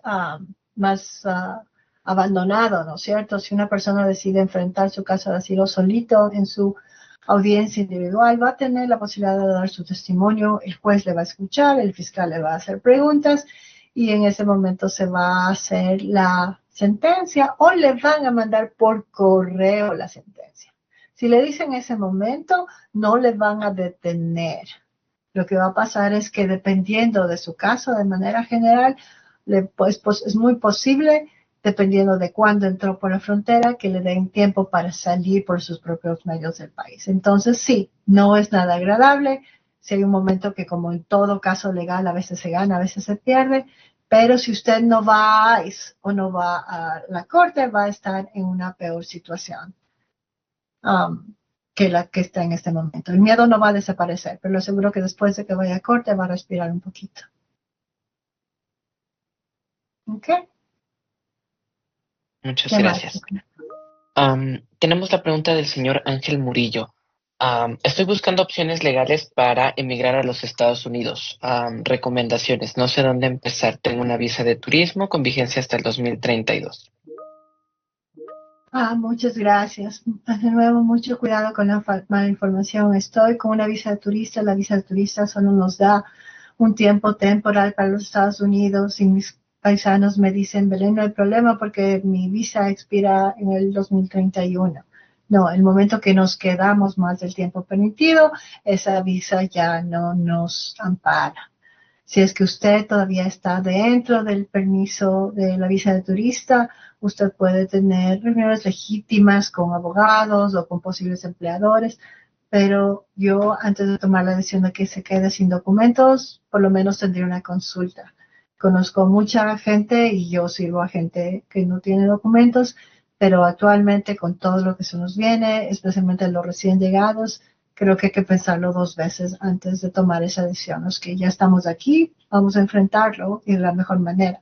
Pero si usted todavía no está en ese limbo, antes de tomar una decisión tan seria, le invitaría a que tenga por lo menos una consulta. Lamentablemente, si se queda un día después de su visa, en ese momento ya no está autorizado, aunque la visa diga 2030. Ok. Muchas Te puse, gracias. Ricardo, una nota ahí para no olvidarnos de los menores de edad como padrastros. Correcto, sí. Perfecto. Avanzando con nuestras preguntas, tenemos del señor Iván. Buenas noches, abogada. No sé si nos podría recomendar un abogado en Nueva York que no cobre mucho o no tenga un costo muy alto en sus servicios. Gracias. Alguien mencionó por aquí que había pagado a un tramitador $3,500. Yo lo que le aconsejaría antes de preguntar cuánto cobra el abogado, le preguntaría al abogado si tengo caso. Primero, una consulta y que sea abogado. Ricardo, si me puedes hacer el favor de compartir el link de EILA, de los abogados de inmigración, y ahí pone Nueva York y le salen todos los abogados. Es perfectamente legítimo, como cuando los señores compran un auto y las señoras compran esas cosas para el cabello. Perdón que sea tan general. ¿No es cierto? Van y hacen el research y analizan cuál les conviene. Por lo menos llamen a 2 o 3 abogados. Aseguren que sea licencia. No se asuste todavía del precio de la inversión, sino pregunte cuál es el servicio. Anteriormente, yo trabajo en migración ya 21 años y anteriormente los abogados de migración pensábamos que la gente se iba donde notarios que son tramitadores en Estados Unidos porque pensábamos que eran mucho más baratos que los abogados. Mientras más pasa el tiempo y mientras estos estafadores se vuelven maravillosos en lo que yo debería aprender, que es el TikTok y el Facebook y todas las cosas, esta gente presenta, he visto estafas de $3,000, $6,000, $7,000 que son costos de abogado. De nuevo, todo tiene que ver con el servicio. Y en Estados Unidos, antes de firmar un contrato, le tienen que decir el servicio. Incluye llamadas ilimitadas, incluye por hora. ¿Cuál es lo peor y lo mejor que puede pasar en mi caso? Y es posible, si es que es posible tener 2 consultas, es mucho mejor para usted. Y si es que no es posible por asuntos financieros, busque las clínicas gratuitas en todos los estados. Existen clínicas gratuitas. Claro, no es nada agradable estar sentado esperando el turno, pero uno tiene que hacer lo que tiene que hacer en esas circunstancias. ¿Ok? Entonces, en EILA, no sé si tienes el link, Ricardo, para ponerlo o necesitas mi ayuda. No, sí, ya lo tenemos en el chat para que lo puedan revisar EILA, directamente para que lo busquen. de Abogados de Migración, es una sociedad a nivel nacional donde todos tenemos que estar autorizados por las Cortes Supremas. Ahí puede buscar a los abogados por jurisdicción. Yo sí recomiendo que se contrate a un abogado en la jurisdicción donde uno vive, si es que es Corte de Migración, no porque no podamos, es el mismo derecho migratorio, pero me parece sinceramente que el X cantidad que usted le pague al abogado para que tome el avión y vaya a la audiencia es preferible que lo invierta en el caso, no en el abogado. Pero esa es una presión mía personal. En los otros casos, perfectamente legítimo trabajar con cualquier abogado de inmigración en donde se encuentre. Nosotros trabajamos desde Colorado con varios clientes fuera de Colorado. ¿Qué más, Ricardo? Perfecto. Otra consulta. Me pareció interesante. Del señor Iván. Abogada, buenas noches. Tengo 30 años viviendo en los Estados Unidos. Mi hijo tiene 25 años y o pertenecía a las Fuerzas Armadas. Estuvo 2 años ahí, tuvo un accidente y tuvo que retirarse. Actualmente tiene el estado, digamos, de veterano. Tiene un tratamiento psicológico y quisiera saber qué sería conveniente o cuáles serían los siguientes pasos para tomar. Claro, podemos hablar de manera general, Iván, y le agradezco mucho por compartir su historia. Esto no es una consulta, pero de manera general hay varios puntos importantes que podemos tratar. Si es que una persona tiene un hijo que ha participado en las Fuerzas Armadas, en cualquier rama, y resulta que se retira, ¿tengo derecho a lo que se llama un parol militar o tengo derecho para que esa persona aplique para mi residencia? Sí, no tiene que ver con que la persona haya salido y se ha retirado, tiene que ver con el hecho de que ha servido a la patria. ¿Cuál va a ser el beneficio que aplica? Dependerá de la historia migratoria que tenga el padre, ¿no es cierto? ¿Por qué? Porque una cosa es comenzar un caso en base al hijo, el 50%, y la otra cosa ya es el análisis migratorio del papá. Entonces, tal vez, ¿no es cierto? Algunas personas como el señor Iván van a tener tal vez la tranquilidad de tener un permiso de trabajo que ayuda, y otros van a poder tener residencia. Vamos a usar un poquito la imaginación con los hechos del señor Iván y vamos a suponer que el hijo que humanamente ha servido a este país, ¿no es cierto?, y que nos permite dormir tranquilos en Estados Unidos, lamentablemente por el asunto de su estrés y de lo que haya tenido que vivir, comienza a portarse muy agresivamente. A veces tenemos hijos que desafortunadamente usan las drogas o tienen malas compañías, o tal vez hijos que lamentablemente tienen enfermedades mentales, ¿no es cierto? Antes nos decían en la casa que eran unos mal genios o se llevaba con la persona equivocada. En esos casos en Estados Unidos, con el sistema legal, si es que mi hijo se está portando, ciudadano de los Estados Unidos, mayor de 21 años, que viva con nosotros o que haya vivido con nosotros, se está portando agresivamente, no necesita llamar a la policía, es posible que tengamos un caso VAWA para los padres. Repito, posible. Con frecuencia, los esposos y las esposas no quieren hacer caso VAWA porque no quieren que les hagan daño a los papás y las mamás de los hijos. Con frecuencia y con más razón todavía, los papás y la mamá se asustan cuando yo hablo de caso VAWA con el hijito, que todos los hijos somos perfectos, pero los papás cuando hacen el análisis se acuerdan de las barbaridades que hicimos alguna vez. Pero algunos hijos lamentablemente enfrentan situaciones incluso médicas que se vuelven agresivos. Entonces ahí los casos VAWA, y eso también para los esposos, no le van a hacer daño al ciudadano de los Estados Unidos. No le va a hacer daño, no le van a poner cargos, no le va a pasar nada al papá o la mamá de su hijo. Es un caso muy, muy confidencial en donde se tiene que poner la ropa sucia, que estamos acostumbrados a que se lave en casa, para hablar honestamente con el gobierno y ver si es que califica un niño para un permiso de trabajo o una residencia. Así que Iván, creo que necesita una consulta, le deseo lo mejor. ¿Qué más? Gracias. Tenemos dos preguntitas más, las últimas dos. El señor Carlos Palta nos dice que ingresó a los Estados Unidos hace 7 años con su visa de turista. Pregunta cómo puede hacer este tema de recuperar su visa o hay alguna penalidad que se debe pagar por haberse quedado, entiendo, por ingresar con la visa de turismo, haberse quedado este tiempo. Gracias. Desde el punto de vista legal, una persona que se quedó más tiempo en los Estados Unidos y está en los Estados Unidos, la única manera de aplicar a una nueva visa de turista es volviendo al Ecuador. Sí, si es que ya se ha quedado y ya expiró la visa, repito, la validez de la visa no es la validez que tenemos en el pasaporte. Es cuando entramos a Estados Unidos y nos dan 3 o 6 meses. Si es que me quedo más tiempo, ya he violado la ley. Y como en cualquier estatuto jurídico, lamentablemente el incumplimiento de ciertos estatutos genera una consecuencia. Cuando regreso al Ecuador físicamente y puedo aplicar de nuevo la visa, lamentablemente en ese momento es bastante difícil que le den la visa. No es imposible, existen perdones, pero mi consejo es si es que alguien va a regresar al Ecuador y quiere otra vez tener una visa de turista, que a menudo humanamente se entiende, ¿no es cierto? Se dejan hijos, nietos aquí. Jurídicamente el oficial de la embajada no nos va a entender. ¿Por qué? Porque la visa de turista ya fue violada una vez y lamentablemente las posibilidades de recuperarla van a ser sujetas al paso del tiempo. Mientras más lejano esté de cuando se fue de Estados Unidos va a ser mejor, y otra parte que no es justa es el asunto financiero, porque se tiene que demostrar que no se va a quedar nuevamente. Me temo que en esos casos las posibilidades de conseguir una visa de turista, lo lamento, son bastante mínimos. No hay casos excepcionales, pero son mínimos.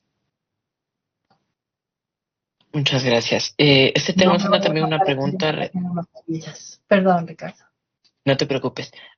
Tenemos una pregunta dirigida al embajador Valdivieso, de la señora Diana Mejía. Tal vez el consulado podría ayudar en alguna forma de obtener algún pasaporte o una identificación sin la necesidad de acudir presencialmente al consulado. No sé si existe esa posibilidad también y nos pueda comentar un poquito. Ok. En general, el otorgamiento del pasaporte o de una tarjeta consular implica que la persona, el conciudadano, se presente en las oficinas consulares. Debe obtener previamente una cita a través de la página web del Ministerio de Relaciones Exteriores. Dependiendo de dónde se encuentre, corresponderá a la jurisdicción del consulado. Eso es una cuestión que tiene que chequear con el sistema de citas que está en la página web de la Cancillería. El otorgamiento de un pasaporte o de una tarjeta de identidad consular implica que la persona va a ser fotografiada con el sistema de pasaporte o de tarjeta de identificación. De igual manera, en cuanto se refiere al pasaporte, debe registrar sus huellas digitales en el sistema del registro civil, allí en el consulado, y firmar los documentos que corresponden al pedido y otorgamiento de ese pasaporte de manera presencial en toma firma del consulado. Consecuentemente, ese es el procedimiento normal. Solamente en casos excepcionales debidamente calificados se puede hacer otro procedimiento que es, nosotros llamamos de captura de datos de manera manual, pero son casos excepcionales. Por ejemplo, supongamos que la persona se encuentra, en Colorado. Si el ciudadano está en Colorado, la jurisdicción es el Consulado de Ecuador en Phoenix. Y esa persona nos solicita que realicemos un proceso de captura manual para otorgamiento de pasaporte. Tiene que justificarnos por qué motivo no puede venir a la oficina del consulado. Puede ser una situación de salud, puede ser una situación también de falta de recursos económicos. Hay varias situaciones en las cuales podemos proceder de esa manera.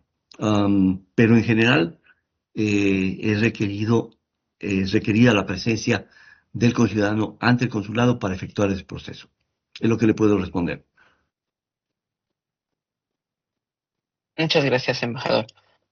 Y la última consulta, ya con esto cerraríamos, es algunas recomendaciones que nos puedas dar, abogada, sobre el tema de las redadas. ¿Cómo deberíamos actuar? ¿Alguna documentación que debamos llevar? Si nos puedes contar un poco. Sí, básico, algo básico que hemos repetido los últimos. Tener una carpeta con documentos, aunque sea copias de documentos que demuestren nuestra identidad. Cédula de identidad, los actos de nacimiento de los niños, es muy importante. Con las personas que han vivido en el país más de un año y que han estado aquí tal vez una década o más, es muy importante pagar los impuestos y tener carpetas por años que confirmen su presencia en los Estados Unidos. Si es que, tercera carpeta, si es que la persona ha tenido algún contacto con inmigración o más bien con la policía, y lamentablemente eso puede ser negativo si es que hay redadas, es preferible tenerlo en ese folder porque cuando se trata de fianzas se necesita ver esos documentos de la manera más rápida posible para tratar de pedir una rebaja en la fianza. Es muy importante tener una persona de confianza que se encargue de los niños. Y antes de pensar en las redadas, acordémonos que lamentablemente no podemos ser tan educaditos. Esas historias donde nos golpeaban la puerta, seguramente ya hemos aprendido en Ecuador y más ahorita con la luz, ¿no es cierto? No lo abrimos. Pero en Estados Unidos, aunque el oficial esté golpeando la puerta y cuando esté alzando la voz, jurídicamente no tiene derecho de entrar abriendo la puerta a la fuerza. No estoy queriendo decir que no es intimidante, nos puede dar mucho miedo, pero por lo general, cuando existen redadas, están buscando a Pepito, que tiene muchos problemas con la ley, y lamentablemente le detienen a Juanito porque alguien abrió la puerta. Legalmente, el rato que yo abro la puerta, le estoy dando la autoridad a ese oficial para que entre a mi casa.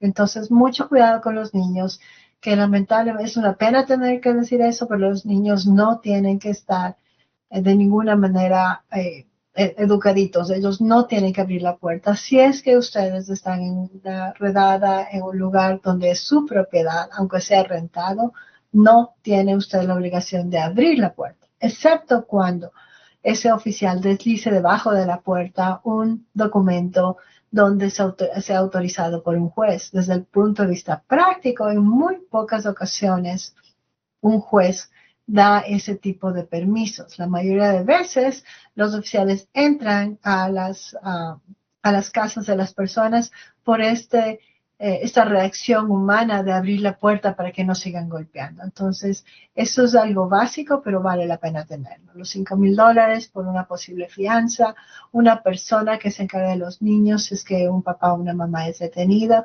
Y lo último que creo que es importante, saber cuál es la verdad en su caso.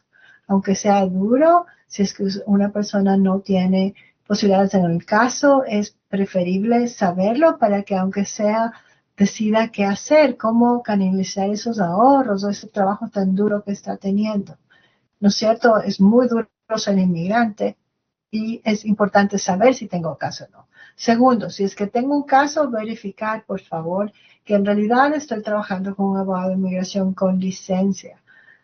¿No es cierto? Otro tip, a veces nos toca visitar a más de un médico porque no hacemos clic. Lo mismo con los abogados de inmigración.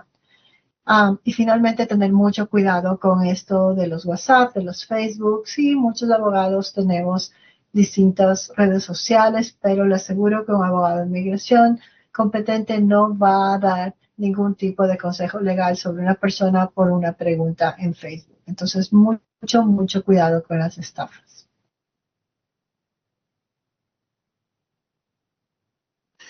María Belén, hay dos personas que han solicitado la palabra. Tenemos ya casi 2 horas de sesión. No sé si tú todavía puedes disponer de tiempo para absolver solamente esas dos preguntas. Resolvamos esas dos preguntas y hablemos de lo último que quería hablar sobre las visas juveniles y de los casos de jovencitos que tienen padrastros o madrastras con documentos. Que van las dos preguntas, la una es de Jennifer y la segunda es de Israel. Hola, muchas gracias por darme la palabra. Justo quería pedirles que se involucren a las personas más en tener un papel mucho más activo, como Susi misma ha mandado en los chats de ecuatorianos en Colorado, del TPS y todo. Pedir a las personas, ¿no?, que tal vez algún día se les necesita aquí, dejen de trabajar ese día para que vean que somos más, que somos muchas las personas que estamos interesadas en darnos el TPS. Yo no sé si el gobierno ecuatoriano de alguna manera va a ayudarnos o apoyarnos, no, a lo mejor y dicen no sé, pero bueno, les comento, estoy yéndome justo mañana a Washington para crear con organizaciones qué se va a hacer para las personas que en algún momento, con esto de la ganancia de Trump, qué se puede hacer, llamadas telefónicas, iglesias, etcétera, para tomar acción en cómo las personas pueden evitar tener una deportación, ¿no? Entonces, no sé si María Belén me das alguna sugerencia, qué puedo hacer, es la primera vez que voy a participar en algo así. Y no sé, o sea, tengo muchas ganas de poder ayudar y decir a las personas, ok, esta es la lista A, B, C, D, esto es lo que tienen que hacer. Entonces, no sé, espero sus comentarios. Gracias, Jennifer, eso es para un cafecito. Pero de manera general, debido a que no tenemos ni los bolones de verde ni el cafecito, ojalá podamos en algún momento conocernos en persona. De la manera general, miren, yo no, y tal vez no sea agradable escuchar eso, pero mi deber como abogada es decir la verdad. El TPS es un sueño que lo he tenido de manera personal, no ahora, sino desde que me gradué de abogada de inmigración. De manera personal, yo solicité en el TPS cuando hubo el terremoto en Ecuador. Larga historia. El día de hoy estamos hoy y mi deber como abogada es decir la verdad. Hay mucha mala información. Me han presentado varias preguntas por WhatsApp personal, hablándome personas que creen que el TPS Ecuador ya ha sido aprobado.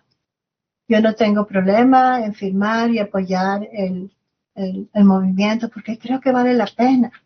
Tanta esperanza, tantas buenas cosas positivas. Pero también creo que tenemos que pasar la voz de que no existe en este momento. Y la realidad migratoria es que dudo, y eso es algo personal, que exista antes de que se termine el periodo de Biden. Ojalá esté equivocada. Pero volvamos a la realidad. El TPS que se puede retirar en cualquier momento. Y si es que ocurre, seremos como nuestro amigo Miguel, creo que nos habló de DACA, y vamos a aplicar inmediatamente. Para mí las recomendaciones son las anteriores. Tenemos que tener documentos. El TPS requiere documentos.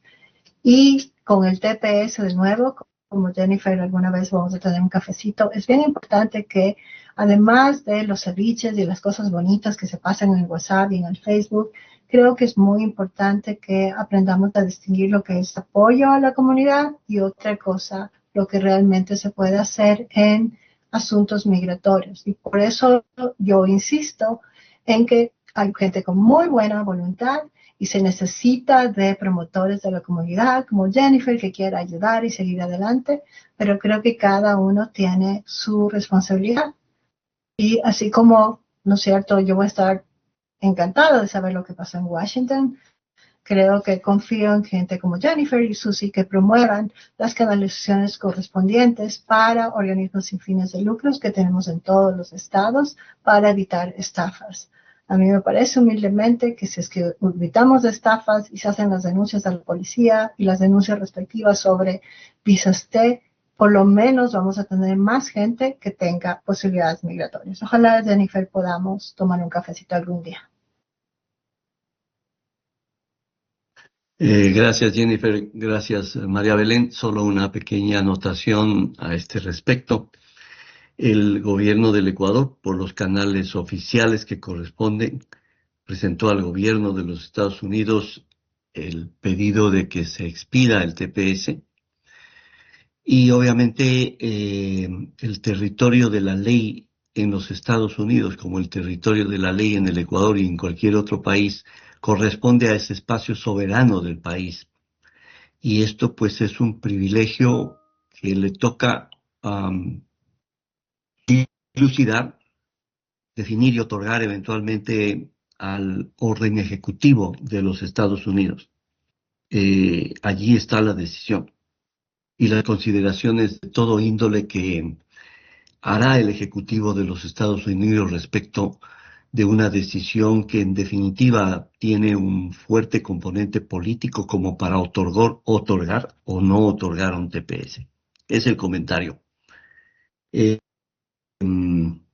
La palabra para Israel. Buenas noches, señor cónsul. Buenas noches, señora abogada. Mi nombre es Jenny. Estoy hablando desde el teléfono de mi esposo. Una preguntita para la abogada. Yo entré ya en febrero, cumplo 5 años de estar aquí en Estados Unidos. Entré por frontera. La primera vez me agarró migración y me deportaron a México y me dieron un documento en el que me dijeron que ya tenía que presentarme allá en el puente en México, pero como yo venía con un coyotero, entonces el coyotero me pasó. Llegué acá a Estados Unidos y fui a consultar con un abogado y me dijeron que no se podía hacer nada. Entonces he estado todo este tiempo así, no sé si es que puedo hacer algo o no.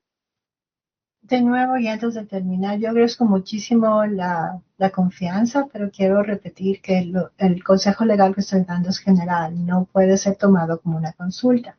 De manera general, no quiero asustarlo de ninguna manera, aprecio su honestidad y compartir su historia, pero tiene que tener extremado cuidado. Cuando estamos deportados y regresamos a los Estados Unidos, en ese momento, si es que por alguna razón, porque le están buscando a Pepito y le encuentran a Juanito, es detenida esa persona, tiene muy pocas posibilidades de pelear el caso. Y esos casos son los que no tienen fianza. Entonces, una persona que ha sido detenida anteriormente y deportada y ha regresado por razones que las humanas las comprendemos, pero jurídicas lamentablemente no, tiene que tener extremo cuidado en cuanto a rozarse con ICE o con problemas migratorios o de asuntos criminales. Eso no quiere decir que la señora no tiene derechos. De nuevo, la visa U o la visa T de tráfico de seres humanos es posible que funcione, pero no me parece apropiado ver que eso es un remedio. Eso solamente ocurre si es que realmente, lamentablemente, la persona es víctima. Entonces, le deseo lo mejor del mundo. Espero que una consulta legal de una hora se pueda hacer un análisis más profundo para ver si tiene alguna otra opción, pero de manera general una persona que ha sido deportada anteriormente y ha regresado lamentablemente tiene muy pocas posibilidades. María Belén, ahí querría tomar el tiempo de todos para hacer también un comentario. Este asunto de la participación de los señores conocidos como coyoteros, polleros, etcétera, no son María Teresa de Calcuta, todo lo contrario. Y en lo que va de este año, las intervenciones de estas personas han significado que nosotros conozcamos en el Consulado del Ecuador en Phoenix de la desaparición y muerte de por lo menos 11 personas. En absoluto son ellos garantía de nada, todo lo contrario. Y su proceder es un proceder desalmado, y el único impulso que les sale, que lo saca adelante, es la ambición y explotar a las personas de las formas más inmisericordias. De manera que esa consideración no quería dejarla pasar, porque eso es no una cuestión de cuento, es una situación de la vida real. Esa es la verdad. De manera que hasta ahí el comentario. Gracias, María Belén. Sí, mi último comentario, embajador, siguiendo sus palabras, es de nuevo, no es para que seamos negativos y tristes. Queremos que salga el TPS, queremos que todo sea positivo, pero a veces es preferible saber la verdad para enfrentar las cosas despacio. El hecho de que el presidente Trump comienza su nuevo mandato no significa el fin del mundo, significa que todos humanamente tenemos que revisar nuestra situación y decidir qué es lo mejor. Y eso es lo que hacemos los inmigrantes, sea que estemos aquí 3 meses, 6 meses o apenas tal vez una década o 2. De manera general, lo último antes de que se me escape el tiempo es que recuerden que a veces no se puede ayudar a un papá o una mamá que no tiene documentos, pero si esas personas, por varias circunstancias, si es que existe por ahí un padrastro o una madrastra que se casó con la mamá o papá de un jovencito y que se casaron antes de que ese jovencito sea mayor de 18 años, y no importa si el joven está en Estados Unidos o está fuera del país, recordar que hay trámites laterales que son perfectamente posibles. Los padrastros y las madrastras, ciudadanos y residentes, pueden empezar trámites a favor de esos menores, y no significa que le van a quitar la custodia ni nada por el estilo. Significa tranquilidad mental para las familias y significa una posible residencia. A veces conozco a varios papás que tratan de buscar ese auxilio para sus hijos, aunque sus casos no tienen las mejores posibilidades. Entonces, de nuevo, si están casados con ciudadanos de los Estados Unidos o residentes y una consulta le han dicho no procede o no le ve como algo muy positivo su caso, también háganle saber al abogado que tienen hijos aquí o fuera de los Estados Unidos, porque tal vez su esposo o esposa, ciudadano o residente, puede iniciar un trámite a favor, pero eso solamente es posible si se hace lo más pronto posible y si ese matrimonio se consolidó antes de los 18 años. Y lo último, esto ya sí es promesa, es que hay muchos jóvenes ecuatorianos que han entrado antes de los 21 años que están en proceso de corte de migración.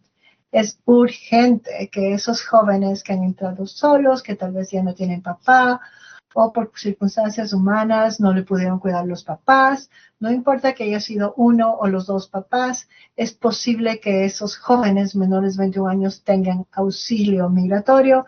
Es una visa que se llama visa juvenil, pero es crítico hacer los trámites antes de los 21 años.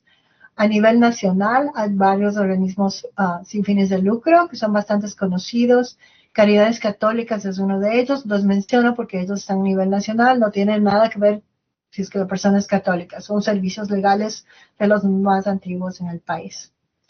Con esto, en positivo, agradecerles muchísimo por su tiempo, embajador, muy agradecida por sus gentilezas.